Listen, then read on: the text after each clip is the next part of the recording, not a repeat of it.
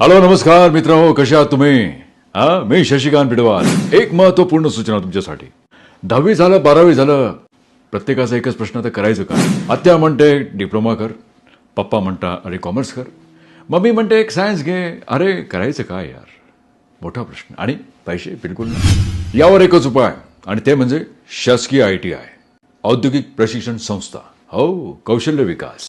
या ठिकाणी अनेक ट्रेड मित्रांनो, welder, diesel mechanic, motor mechanic, carpenter, Turner, fitter, grinder, machinist, असे भरपूर भरपूर भरपूर भरपूर भरपूर भरपूर ट्रेड आहे. या महिलांना 30% आरक्षण आहे. हो, प्रत्येक व्यवसायामध्ये 30% आरक्षण. प्रत्येक विद्यार्थ्याला स्टायपेंड ₹500 प्रति महिना.